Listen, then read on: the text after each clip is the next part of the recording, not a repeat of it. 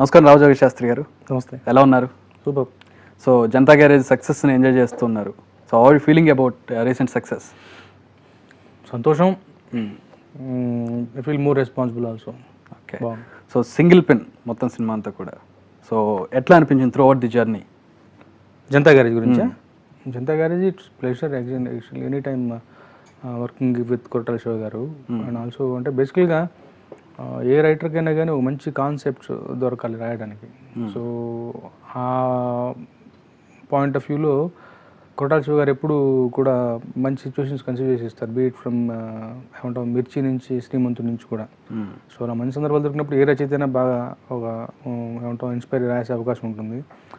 So ఈ కేసులో మా ఇద్దరికి మంచి ట్రావెల్ ఉంది కాబట్టి వన్స్ అగైన్ ఆల్రెడీ 2 హిట్స్ ఉన్నాయి, మిర్చి శ్రీమంతుడు. సో ఈసారి ఇంకొంచెం పట్టుదలగా ఎట్లాగైనా సరే మళ్ళీ ఈ సినిమాను కూడా బాగా హిట్ చేయాలని ఒక ఇది. సో అంతే వైవిధ్యమైనటువంటి కాన్సెప్ట్స్ కుదిరాయి. నేచర్ గురించి ఒక song, Janata garage theme song ఒకటి, ఒక బిట్ సాంగ్ ఒకటి, ఒక ఐటమ్ సాంగ్.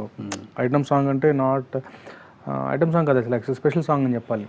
సో వల్గారిటీ ఉండకూడదు, ఫ్యామిలీ ఆడియన్స్కి ఇదిగా ఉండాలి, సినిమా క్యాన్వాస్కి ఫిట్టింగ్గా ఉండాలి, అవుట్ ఆఫ్ ది బోర్డ్ వెళ్ళకూడదు, ఇలాంటి కొన్ని కన్స్టెంట్స్ ఉన్నాయి. సో పద్ధతిగా ఉండాలి, ఇట్ షుడ్ బి ఎంటర్టైనింగ్. అలాంటి కాన్సెప్ట్ ఈ సాంగ్, తర్వాత పెప్పీ నెంబర్ ఒకటి, తర్వాత ఒక మ్యాడ్ హాలిడే, ఒక క్రేజీ హాలిడే గురించి ఒక పాట. ఇట్లా అలా అంటే ఒక దాంట్లోకి వెళ్ళి రాయాలంటే ఇప్పుడు శ్రీమంతుల్లో ఊరు గురించి రాయాలి, ఊరికి అంకితమై ఒక వ్యక్తి గురించి రాయాలి. ఒక క్యారెక్టర్ని గురించి వర్ణించాలంటే ఎట్లాంటి కేర్ తీసుకుంటారు? అందులో ఒక స్టార్ హీరో అయినప్పుడు అతను కేర్ ఏముంటుంది ఇందులో? బేసికల్గా పాట, సందర్భం, ట్యూను, మనం. కేర్ అంటూ ఏముండదు. ఒక స్టార్ హీరోకి రాసేటప్పుడు ఎలాంటి ప్రెషర్ ఏం ఫీల్? స్టార్ కాన్సెప్టే స్టార్ అక్కడ బేసికల్గా. ఎందుకంటే ఒక సందర్భం ఉంది, జెన్యున్గా ఒక ఎమోషన్ ఉంది, ఒక కథ ఉంది. సో అక్కడ హీరోలను బట్టి సిచ్యువేషన్ మారుతుంది కదా. సో బేసికల్గా ఒక కథలో ఒక సందర్భం, ఆ సందర్భానికి ఎలాంటి పాట రావాలో అలాంటి పాటే వస్తుంది అక్కడ ఎవరున్నా కానీ. సో అక్కడ హీరోతో సంబంధం లేదు, స్టార్తో సంబంధం ఏం లేదు. నేను హీరోలకు రాసే హీరోయిజం సాంగ్స్లో కూడా బేసికల్గా నేను I travel by heroes characterisation. ఒక మెకానికల్ ఇంజనీర్గా వర్క్ చేస్తున్నటువంటి రామజోగి శాస్త్రి లిరిసిస్ట్గా ఎలా టర్న్ అయ్యారు? ఎలా స్టార్ట్ అయింది మీ ప్రస్థానం? అందరికీ చాలా ఇంట్రెస్ట్ చెప్పిన విషయమే. బట్ చిన్నప్పటి నుంచి I want to become a singer. Bengaluru వెళ్ళాను ఉద్యోగరీత్యా. అక్కడ ఐ గాట్ ఫ్యూ కాంటాక్ట్స్. ఆ కాంటాక్ట్స్ పర్సూ చేస్తూ సింగర్ వాళ్ళని చేసే ప్రయత్నంలో వాళ్ళు సజెస్ట్ చేశారు రాయమని చెప్పేసి. సో వాళ్ళ సజెషన్ని తీసుకొని నేను రాస్తూ నా ఇంట్రెస్ట్ అక్కడ ఉందని కనుక్కున్నాను. సో అక్కడ నుంచి రైటింగ్ పర్సూ చేశాను. బేసికల్గా సింగర్ అవుదాం అనుకున్నారు. సో ఇప్పుడు కూడా ఆడియో ఫంక్షన్స్లో మేము మీ గొంతు వింటూనే ఉంటాం. సో సింగర్ అనేది ఫుల్ఫిల్ అవుతుందంటారా? అవ్వాలనుకుంటున్నారా? మీరు చేయాలనుకుంటున్నారా? బిగినింగ్ డేస్లో దట్ వాజ్ ఇన్ఫాచ్యుయేషన్ యాక్చువల్గా. I was not fully equipped. అంటే సంగీతం క్లాసికల్గా శాస్త్రీయంగా నేర్చుకోలేదు. బట్ జన్మతః అబ్బిన విద్య ఏదో రాస్తాను, ఏదో పాడతాను. సో అంతేవరకే. బట్ కొన్ని పాటలు పాడగలను. బట్ ఫుల్ అంటే నాకు తగ్గట్టుగా అనువైన శృతిలోను నాకు తగ్గట్టుగా ఉండే కొన్ని పాటలు మాత్రం నేను పాడగలను. సో బట్ కన్నడలో కొన్ని పాటలు పాడారని విన్నాం. నేను పాడలేదు. అసలు రాశాను. సో ప్రస్తుతం కన్నడ నుంచి ప్రారంభమైనట్టుంది. మా ఫస్ట్ ఎవర్ ఫిల్మ్ సాంగ్ వచ్చింది కన్నడ. సో పాడటం అనేది ఎప్పుడు జరగలేదు. ఇక్కడ తెలుగులో దూకుడు సినిమాలోను, తర్వాత ఉత్తమ్ విలన్ సినిమాలోను అడపదడప 2 సార్లు పాడాను. అండ్ తెలుగులో ఎలా స్టార్ట్ అయింది మీ కెరీర్? ఫ్రమ్ కన్నడ నుంచి స్టార్ట్ చేస్తే అదే జాబ్ రీత్యా ఇక్కడికి వచ్చి 2001లో వచ్చినప్పటి నుంచి సిరివెన్నెల సీతారామ శాస్త్రి గారు గురువు గారితో పరిచయం ఏర్పడింది. ఆయన దగ్గర శిష్యరికం చేస్తూ ఉండగా శ్రవంతి రవికిషోర్ గారు అవకాశం ఇచ్చారు. సో అట్లా మీ కెరీర్ స్టార్ట్ అయింది. సో యాక్టర్గా కూడా మీకు స్కిల్స్ కనపడుతున్నాయి. కొన్ని సినిమాల్లో కూడా మిమ్మల్ని చూసాం. కింగ్ సినిమాలో ప్రత్యేకించి కొన్ని సందర్భాల్లో మీరు కనపడుతూ ఉంటారు. దాంట్లో కూడా మీకు ఇంట్రెస్ట్ ఉన్నట్టుంది. సరదా అంతే, హాబీ అది బేసికల్గా. నాకు I'm not full fledged, I don't consider my self full fledged actor. అంత చేయలేను. బట్ సరదాగా మన ఒక మన సినిమాలో కూడా చిన్న రోల్ చేశాను. ఇప్పుడు రేపు రాబోయే ప్రేమలో కూడా చిన్న రోల్ ఉంటుంది. ఇది కింగ్ సినిమాలో ఫస్ట్ శ్రీనివేట్ల గారు అడిగారు నన్ను, మీకు నమ్మకం ఉందా అంటే నమ్మకం ఉందన్నారు. So I said okay. చిన్న రోల్ అవన్నీ. ఒక మ్యూజిక్ డైరెక్టర్గా, ఒక లిరిసిస్ట్కి ఆయన ట్యూన్కి మీ సాహిత్యానికి ఎలా సింక్ చేసుకోగలుగుతారు మీరు? ఎలా సాధ్యపడుతుంది అది? బేసికల్గా ఇట్ ఈస్ మ్యూజిక్ డైరెక్టర్ లేరు, లిరిక్ డైరెక్టర్ లేరు. And you are very famous for your pep lines. అదే చెప్తాను. ఇక్కడ మ్యూజిక్ డైరెక్టర్ లేరు, లిరిక్ డైరెక్టర్ లేరు. బేసికల్గా it is one single thing which is a concept, which is the brain child of the director. Director అన్న ఒక అతను ఒక కథ అనుకుంటారు, ఒక సందర్భం అనుకుంటారు, ఇక్కడ పార్ట్నర్ అనుకుంటారు. So he'll convey the same situation to the music director as well as a lyricist. So ఆయన చెప్పిన సిచ్యువేషన్ ప్రకారం ఆయన ట్యూన్ చేస్తారు. సో సో నాకు ఆ ట్యూన్ ఇచ్చినప్పుడు ఆ ట్యూన్లో నేను ఆ విషయం దర్శిస్తాను, సో దాన్ని ట్రాన్స్లేట్ చేస్తాను. As simple as that. So music డైరెక్టర్గా దేవిశ్రీ ప్రసాద్తో మీకు ఎక్కువ హిట్స్ ఉన్నాయి, ఆల్మోస్ట్ ఆల్ మీ ఇద్దరు కాంబినేషన్ అన్ని హిట్సే. సో ఎట్లా దేవిశ్రీ ప్రసాద్ గారు కూడా లిరిక్స్ రాయడంలో ఆయన కూడా పెన్ చేస్తూ ఉంటారు, అప్పుడప్పుడు మనం చూస్తూ ఉంటాం, మీరు కూడా పాటలు పాడుతూ ఉంటారు. ఎట్లా మీ జెల్ అవుతారు ఇద్దరు సినిమా సమయంలో?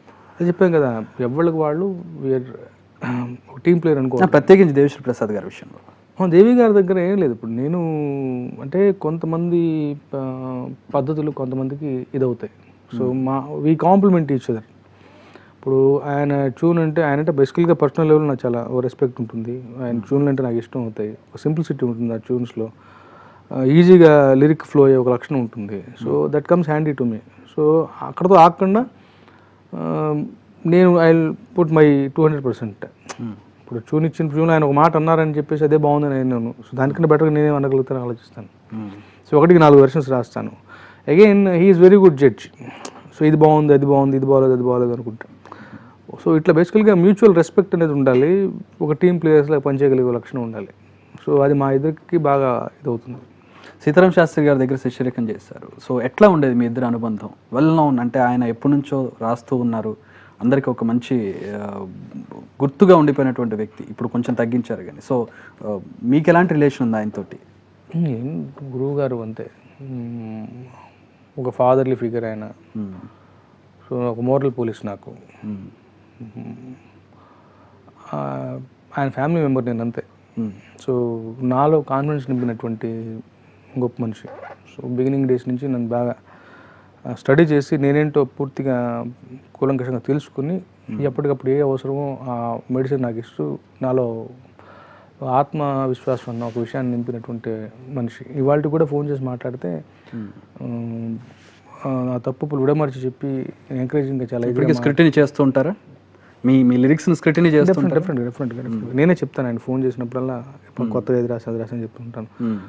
సో ఆయన పెద్ద సపోర్ట్ నాకు అంతే. రామజోగయ్య శాస్త్రి గారి పాటల్లో సీతారామ శాస్త్రి గారికి నచ్చిన పాట ఏంటి? ఆయన బాగా మెచ్చుకున్న పాట ఎప్పుడైనా సందర్భం? గురుగారు కొన్ని ఇప్పుడు శుభప్రదంలో పాట రాశాను, తప్పట్లో తాళాలని పాట ఉంటుంది, ఆ పాట బాగా ఇష్టం ఆయనకి. తర్వాత నువ్వు అక్కడ ఉంటే నేను ఎక్కడ ఉంటే పాట ఇష్టం.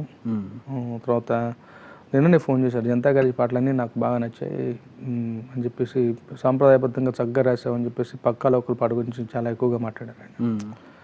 అంటే ఒక కాన్సెప్ట్ని ప్రజెంట్ చేసావు పద్ధతిగా, ఐటమ్ సాంగ్ అంటే ఇలాగే ఉండాలి, వల్గర్గా ఉండాలి అన్న ఒక దాన్ని బ్రేక్ చేస్తూ ఒక ట్రెండ్ సెట్టింగ్గా కొత్త పాట రాసావు నువ్వు అని చెప్పి చాలా బాగా ఇదే మెచ్చుకున్నారు. ఆయన ప్రణామం పాట ఎనివే ఆయనకు బాగా నచ్చింది పాట.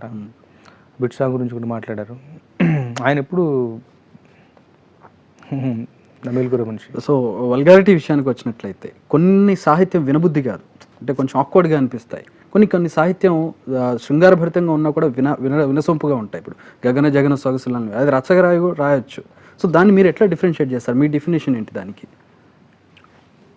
ఇప్పుడు మీరు మాట్లాడిందే కొన్ని జుగుప్స కలిగించేలా ఉంటాయంటే అలా జరగకుండా చూసుకోవడం ముఖ్యం.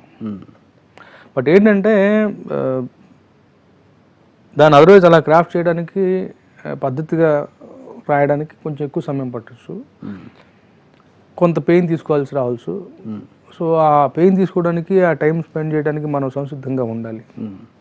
మీ ఇప్పుడు దాకా వర్క్ చేసిన డైరెక్టర్స్లో మీకు బాగా అనిపించి మీరు ఇంకా వర్క్ చేయాలనుకున్న డైరెక్టర్ ఎవరైనా ఉన్నారా?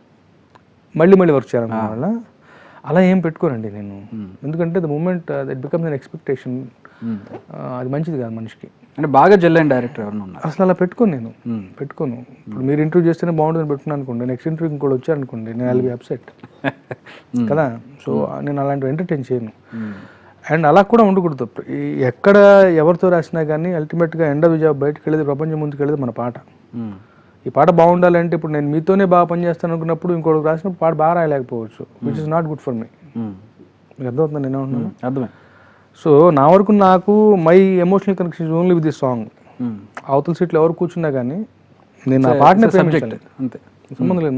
నా పెన్ను నా పేపర్ నా పాట నా సందర్భం బాగుందా విజృంభించి రాస్తాం, బాగోలేదా దాన్ని బాగుండేలా ఎలా తీర్చిదిద్దగలం రాయాలి. దానికి అర్థమవుతుంది కదా.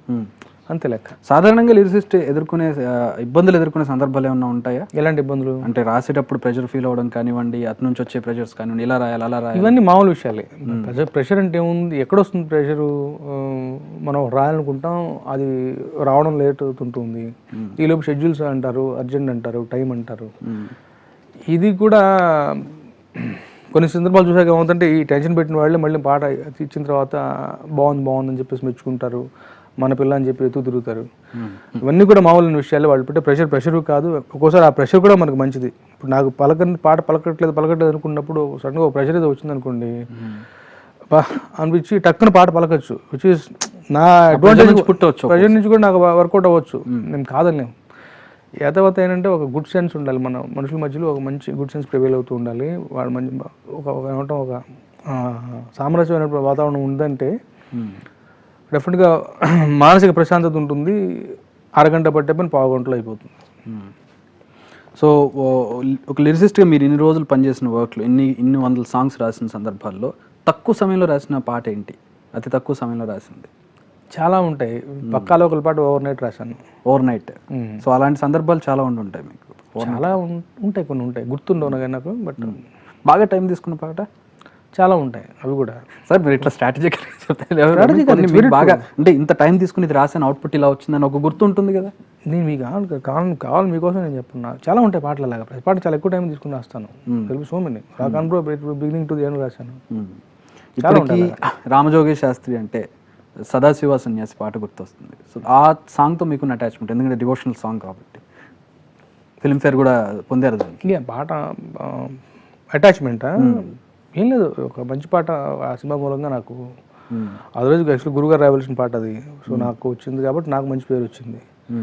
సో నా పేరు అండర్లైన్ కావడం కోసం రామజోగి శాస్త్రి ఇలాంటి పాటలు రాస్తాడన్న ఒక కొత్త యాంగిల్ ఆవిష్కృతం కావడానికి ఆ పాట బాగా దోహదపడింది. సో మా కోసం ఒకసారి ఆ పాట పాడతారు? ఎలాగూ సింగర్గా ఉన్నారు మీరు, ప్రతి ఆడియో ఫంక్షన్లోనే మీ గొంతు వింటూ ఉంటాం. మూసిన కన్నుల ముని రుద్రుడే, కస్సున పొంగితే వీరభద్రుడే, మదమెక్కిన మూకలతో తలపడే, పిడికిట్లో బలమై పిడుగే దాగుందా, నెత్తిన జాబిలి మెత్తనోడని వత్తి చూస్తిరో నెత్తురు నెలవారదా, ఎర్ర రంగుతో తూరుపు తెలవారదా, తెగి పడవా తలలే మెడలో దండలుగా, లయానికి నయానికి అయ్యే గదా ఆ సామిలో కాలనే లేటోడు, నీకు సాయము కాకపోడు. ఈ చరణం అందులో లేదు, ఈ లైన్స్ లేవు, ఇది ఎక్స్ట్రా చరణం. సో మళ్ళీ సీతారామ శాస్త్రి గారి దగ్గర ఆయన చక్రం సినిమాలో ఆయన ఎన్నాళ్ళ నుంచో దాచుకున్న జగమంత కుటుంబం పాట కృష్ణవంశీ గారికి ఇచ్చారు. సో అలాంటిది ఏమన్నా మీ దగ్గర ఎలాంటివి ఏమన్నా ఉన్నాయా? ఏ నాకు అట్లనే ఉండవు, అడిగితే రాయడమే. సో అట్లా దాచుకోవడం, అట్లా ఇవ్వడం అట్లా ఏం లేదు. సో ఆ పాట గురించి ప్రత్యేకించి మీకు ఏమన్నా ఫీలింగ్ ఉందా? ఆయన అన్ని ఏళ్ళు దాచుకొని ఆ పాటని కృష్ణవంశీ గారికి ఇచ్చారు. సో ఆ లిరిక్స్ గురించి, ఆ పాట గురించి ఏమైనా పంచుకుంటారా మీరు? ఇది గొప్ప కాన్సెప్ట్. జగవంత కుటుంబనాథాన్ని అలకాలంటే ఒక మనసు లోపల పొరల్లో ఎంతగా మనకు ప్రపంచం పట్ల ఒక అక్కర ఉండాలి, ఒక కన్సర్న్ ఉండాలి అన్నది నాకు ఆశ్చర్యం ఏం లేదు. అంటే విడిగా ఇన్ఫార్మల్గా గురువు గారిని అంత దగ్గరికి చూశాను. ఆయన భావజాలం, ఆయన మాట్లాడే పద్ధతులు, ఆయన ప్రపంచంలోని విషయాల పట్ల ఆయన స్పందించే విధానం, ఇవన్నీ కూడా చూసిన మనిషికి అలాంటి ఒక లైన్ ఆయన నుంచి రావడం అనేది ఆశ్చర్యం ఏం కాదు. సో ఆయన ఏమి నమ్మి, ఏమి ప్రవచించి, ఏమి మాతో అందరితో పంచుకుంటూ ఉంటారో అదే విషయం పాటలో జగవంత కుటుంబం నాది. వన్ లైన్ స్టేట్మెంట్ చాలు. మేము సాధారణ మనుషులుగా బాధ కలిగినప్పుడు లేదా ఒక ఎమోషన్ కలిగినప్పుడు పాటలు వింటాం, ఆ లిరిక్స్ను ఆస్వాదిస్తూ ఉంటాం. ఒక లిరిసిస్ట్గా మీరు ఎలాంటి లిరిక్స్ వింటూ ఉంటారు, ఎలాంటి సాహిత్యం వింటూ ఉంటారు? ఇది అన్న బయాస్ పెట్టుకుని యాక్చువల్గా నేను అన్ని రకాల పాటలు వింటాను. కొన్ని సీజన్ బట్టి మారుతూ ఉంటాయి. పదే వినే పాటలు అంటే అడ్డే పని కన్నా ఎక్కువ వినేంత వెసులుబాటు ఉండదు. బట్ దొరికిన కాసేపట్లో వినే పాటలు కొన్ని ఉంటాయి, అవి టైంని బట్టి మారుతూ ఉంటాయి. భరద జోలి మేరీ ముహమ్మద్ అని పాట ఉంది, బజరంగి భాయిజాన్. సో కొన్నాళ్ళ పాటు కారు ఎక్కితే ఆ పాట మోగేది. కొన్నాళ్ళేమో మరియన్ సినిమాలో, తమిళ మరియన్ సినిమాలో ఇన్నుం కొంచెం నేరం ఇరుందాదా మరి కొంచెం సేపు ఉండరు తెలుగులో ఆ పాట మోగింది కొన్నాళ్ళు లగ్ జాగలే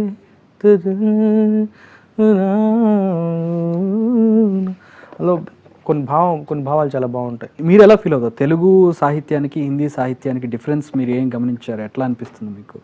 ఏదైనా కానీ వాళ్ళ సంస్కృతి వాళ్ళ పద్ధతులను బట్టి ఉంటుంది.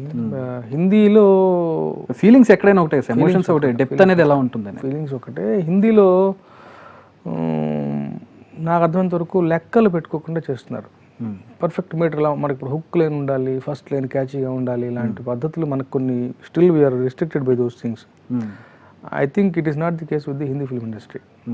జెన్యున్గా ఒక కాన్సెప్ట్ వాళ్ళకి ఏమనిపిస్తుంది రాసేస్తారు. ఈ డైరెక్టర్తో చేయాలంటే ఒక డ్రీమ్ డైరెక్టర్ కానివ్వండి, డ్రీమ్ మ్యూజిక్ డైరెక్టర్ కానివ్వండి, ఎవరన్నా ఉన్నారా మీకు వీళ్ళతో చేస్తే బాగుంటుంది అనేది ఏమైనా అనిపిస్తుంది? నిజంగా నేషనల్ లెవెల్లో నిజంగా లేదు, అసలు లేదు. నిజంగా లేదు. ఏఆర్ రెహమాన్ గారు లాంటి, ఎందుకంటే అవన్నీ కూడా ఎక్స్పెక్టేషన్ బిగినింగ్లో ఉండేవి. బిగినింగ్ బట్ ఒక మెచ్యూరిటీ వచ్చిన తర్వాత దే జస్ట్ అంటే let them happen by themselves. అలా జరిగితే బాగుంటుంది. తెలుగులో ఉన్న లిరిసిస్ట్లో అప్పటి నుంచి తీసుకుంటే ఓల్డ్ ఏజ్లో కావచ్చు, మిడిల్లో కావచ్చు, ఇప్పట్లో కావచ్చు, సమకాలికలు కావచ్చు, మీకు బాగా నచ్చిన లిరిసిస్ట్ ఎవరు సాహిత్యాన్ని ఎక్కువగా ఇష్టపడతారు? ఒక్కళ్ళని పెట్టుకోకూడదు, బయాస్డ్గా ఉండకూడదు. అంటే మీకు మనసుకి ఎవరో ఒకళ్ళ దగ్గర అలా ఉండదు, అసలు అలా ఉండదు. బేసికల్గా అప్పుడు మీరు యాక్చువల్గా తప్పుగా ఆలోచిస్తున్నారు లెక్క. ఒక మనిషి రాసి అన్ని పాటలు బాగుంటాయా? అలా ఉండదు కదా. సో మంచి ఎక్కడున్నా, ఇప్పుడు యాతం వేసి తోడినా ఏరు ఎండదు, పొగిలి ఏడ్చిన కొంత నిండదు, జాలాది గారు రాసిన పాట కదా. ఇటు ఎవరు పల్లె కన్నీరు పెడుతుందని గోరటి వెంకన్న గారి పాట కాదంటామా? ముఖ్య సరస్వతి, ఆ నలుగురు సినిమాలు చైతన్య ప్రసాద్ గారు రాశారు. చాలా ఇదిగా ఉంటుంది, అవి లిరిక్స్ గుర్తులేవు కదా. ఇప్పుడు మొన్న మా భాస్కర్ భట్లు అన్నీ రాశాడు ఒక లాలన్న పాట. అలాగే ఆనంద్ శ్రీరామ్ రాసిన పాట మన తాను నేను అన్న పాట, మంచి ఎక్స్ప్రెషన్స్ ఇవన్నీ కూడా. మా బోస్ గారి పాటలు కొన్ని ఉంటాయి ఇట్లాగా. చీకటితో వెలుగు చెప్పిన పాట చాలా గొప్పగా ఉంటుంది. ఇట్లా కొంతమంది ఏమంటాం, ఒక్కళ్ళ ఇదే అని మనం పెట్టుకుంటే మనం సంకుచితంగా ఆలోచిస్తున్నట్లు లెక్క. అంటే కొన్నిసార్లు ఏమవుతుందంటే వాళ్ళ యొక్క పర్సనల్గా వాళ్ళ స్టేచర్ ఒకటి ఉంటుంది. ఆ స్టేచర్ మనల్ని అలా భ్రమింపజేసి వాళ్ళని ఆరాధింపజేసేలా చేస్తుంది. సో మీకు అట్లా ఒక ఇండివిజువల్ పర్సన్ ఎవరు లేరంటారు? అలా ఏం లేదు. గురువుగారి స్థానం ప్రత్యేకం. ఆయన నాకు మార్గదర్శి గురువుగారి స్థానం ప్రత్యేకం. వెయిటర్ గారు అందరూ కూడా ఇప్పుడు మంచి ఎక్కడున్నా గ్రహించాలి. అంటే అదర్ లాంగ్వేజెస్ నుంచి లిరిసిస్ట్ ట్రాన్స్లేట్ చేస్తూ ఉంటారు వాటిని. అలాంటి సందర్భాల్లో కనెక్ట్ అవ్వని సందర్భాలు కూడా ఉన్నాయి గతం నుంచి కూడా, ఎప్పటి నుంచి ఉంటాయి. అది రచయిత యొక్క నిబద్ధతకు సంబంధించిన విషయం. వాళ్ళ కన్స్టెంట్స్ ఉంటాయి, వాళ్ళ కన్స్టెంట్స్ వాళ్ళకు ఉంటాయి. తప్పదు, కొన్ని మనం భరించాలి. అట్లాంటప్పుడు మీకు ఏమనిపిస్తుంది? అలాంటి సందర్భం మీకు వస్తే మీరు ఏం చేస్తారు? అయ్యో అనిపిస్తుంది, అంతే. ఏమనిపిస్తుంది? చేయడం తప్పదు ఇక. అయ్యో నాకు వచ్చిన సందర్భం కాదు, నేను వేరే వాళ్ళు చేసిన రాసినప్పుడు విన్నప్పుడు అంటే మనం బాగా ఇష్టపడతాం, చూన్గా మనకు బాగా ప్రేమిస్తాం ఆ సినిమా అది. కానీ అంత ఎక్స్పెక్టేషన్ తగ్గట్టుగా తెలుగు అనువాదం కుదరదు. సో నేను చేసినప్పుడు కూడా వీలైనంత వరకు, ఎందుకంటే నేను ఆ ప్రేక్షకుడిగా ఉన్నప్పుడు నేను ఆ పాటలు విని అయ్యో బాగాలేదే, ఇది ఇంకా బాగుండొచ్చు అనిపించేది అన్న ఫీలింగ్లో ఉన్నాను. కాబట్టి దిస్ టైం అరౌండ్ నేనే డబ్బింగ్ పాటలు రాసేటప్పుడు అవి డబ్బింగ్ పాటలా ధ్వనించకుండా ఉండేందుకు జాగ్రత్త తీసుకుంటాను. So inspire of my best efforts నేను రాసిన వాటిలో కూడా కొన్ని అటు ఇటుగా ఉండొచ్చేమో తెలియదు, బట్ ప్రయత్నం ముఖ్యం. సో అట్లాగే త్రివిక్రమ్ గారు గురువు గారి గురించి మాట్లాడుతున్న ఒక స్టేజ్ మీద త్రివిక్రమ్ గారు చెప్పారు, సిరివెన్నెల సీతారామ శాస్త్రి లాంటి లిరిసిస్టు తెలుగు ఇండస్ట్రీలో ఉండిపోవడం మన అదృష్టం, ఆయన దురదృష్టం అన్నారు. అందులో అందరినీ కలిపి జనరలైజ్డ్గానే చెప్పినట్లుగా ఉంచారు. మీరేమంటారు దాని మీద? మీకు ఎట్లా అనిపిస్తుంటుంది? అలా అది చెప్పాను కదా, లైక్ రావాల్సినంత క్రెడిట్ దక్కదేమో ఈ సాహిత్యానికి అని. ఎవరికి? రాసే లిరిసిస్టులకి when compare to the bookish సాహితీకారులతో పోల్చుకుంటే అంత పేర్లు అలా. గురుగారికి ఇప్పుడు ఇంకా మిగిలిన గుర్తింపు ఏమైనా ఉందా? అంటే త్రివిక్రమ్ గారు ఏ ఉద్దేశంలో ఉన్నారు అనుకుంటున్నారు? చెప్తున్నా కదా, ఒక్కోసారి ఏమవుతుందంటే మనుషుల యొక్క స్టేచర్, వాళ్ళ ఆరా మనతో అలా మాట్లాడింపు చేస్తుంది. కానీ అది నిజం కాదు. అంటే ఒక అతిశయోక్తి అంతగా మాట్లాడారు అంతే. ఆయన మన ఇండస్ట్రీ పుట్టడం మన అదృష్టం, ఆయనకు దురదృష్టం అంటాం కూడా కరెక్ట్ కాదు. ఎందుకంటే ఇట్స్ ఆల్ మనం గాడ్స్ డిజైన్ అంతే. ఆయన యొక్క డెస్టినీ ఇలా ఉంది, సినిమా ద్వారా ఉంది అంతే. సినిమాకి మంచి జరగాలని ఆయన వల్ల ఉంది. సో దీనివల్ల ఇందులో వచ్చి ఆయన నష్టపోయింది కూడా ఏమి ఉండదు నాకు తెలిసి. ఆయనకి పూర్తి స్థాయి రికగ్నిషన్ ఉంది, పూర్తి స్థాయి గౌరవం, సమున్నతమైన గౌరవం ఉంది డెఫినెట్గా. దాంట్లో ఏమాత్రం డౌట్ లేదు. సో ఇంకా ఆయన రావడం వల్ల సినిమా ఇండస్ట్రీకి మంచి జరిగింది, చాలా గొప్ప జరిగింది. మాలాంటి వాళ్ళకి చాలా మార్గదర్శనం దొరికింది. సో సినిమా ఇండస్ట్రీకి మంచి అయింది. కొన్ని సినిమాల్లో పాటల్లో కూడా మంచి మంచి సాహిత్య పిలువలు ఉన్నటువంటి కొన్ని ఇక్కడ ఇందులో ఆయన వల్ల సమకూరాయి. సో మీరు ఇప్పుడు మీకు కంటిన్యూ అవుతున్నటువంటి ఈ ఫీల్డ్ అంతా సాటిస్ఫైడ్గా ఉందా? ఒక ఫీల్డ్ నుంచి ఈ ఫీల్డ్లోకి వచ్చారు, ఒకటి అవుదాం అనుకుని ఇంకోటి అయ్యారు. Are you satisfied with the present stage? డెఫినెట్గా చాలా బాగుంది, సంతోషం. So what are the future projects next? మొన్నే జనతా గారి సక్సెస్ చవి చూశారు, చాలా ఉన్నాయండి. ఇప్పుడు మన వెంకటేష్ గారి సినిమా గురు అని, చాలా కడు రీమేక్, అండ్ సంపత్ నంది గారి డైరెక్షన్ గోపిచంద్ గారి సినిమా, అండ్ క్రాంతి మాధవ్ గారి డైరెక్షన్ సునీల్ గారి సినిమా, తర్వాత మనోజ్ గారి సినిమా ఒకటి, విష్ణు గారి సినిమా ఒకటి లక్కునోడ్ అని, ఇట్లా తర్వాత ఎస్వికే ఫిల్మ్స్ అని సోలో ప్రొడ్యూసర్స్ వాళ్ళ సినిమా ఒకటి, ఇలా చాలా ఉన్నాయి చేసి. సో మ్యూజిక్ డైరెక్టర్స్ లొకేషన్స్ చూసుకుంటూ ఉంటారు, అలాగే లిరిసిస్టులు కూడా వెళ్తూ ఉంటారు, సిట్టింగ్స్ అంటూ ఉంటారు. ఏం చేస్తారు ఆ లొకేషన్స్కి వెళ్తే? ఏమవుతుంది అక్కడ? What is the reason behind it? అవి రకరకాల కారణాల వల్ల జరుగుతాయి. వెసులుబాటు కోసం, నాట్ నెసెసరీ వెనక ఒక పీస్ ఆఫ్ మైండ్ ఉంటుంది. ఒక రెగ్యులర్ ఒక ప్లేస్లో వర్క్ చేస్తూ ఉంటే రోజు చిన్న మోనోటన్ బ్రేక్ చేయడం కోసం పక్కకి వెళ్తే అవకాశాలు ఉంటాయి. కొన్నిసార్లు డైరెక్టర్స్ లొకేషన్ చూసుకోవడానికి వెళ్తూ మాతో పాటు మీరు వచ్చేయండి, మేము ఉదయం లొకేషన్ చూసుకుంటాం, సాయంత్రం మ్యూజిక్ కూర్చుందామని, ఇట్లా రకరకాల కారణాలు. మీరు ఒక మంచి సాహిత్యం రావాలంటే మీరు ఏం చేస్తారు? ఒక పాట దాన్ని ఏమైనా క్రియేట్ చేసుకుంటారా? రూల్స్ పెట్టుకోను, అలాంటి రూల్స్ పెట్టుకున్న దగ్గర నుంచి ఇట్ బికమ్స్ ప్రతిబంధకం అవుతుంది, కుదరదు. ఎక్కడ కూర్చున్నా రాసి, ఇప్పుడు ఇక్కడ కూర్చుంటే ఏమైనా రాసేస్తాం. ఓ 2 నిమిషాలు పడుతుంది ఈ ప్లేస్కి కుర్చీ అలవాటు పడటానికి, అంతే. సో ఎక్కడ కూర్చుంటే అక్కడ రాసేస్తారు మీరు, ప్రత్యేకించి మూడ్ క్రియేట్ చేసుకోవడానికి ఎక్కడికి వెళ్ళారు? అవసరం లా, 2 నిమిషాలు టైం పడుతుంది అంతే. Okay, so nice of you sir, thank you very much. Thanks for being here. Thank you, all the best.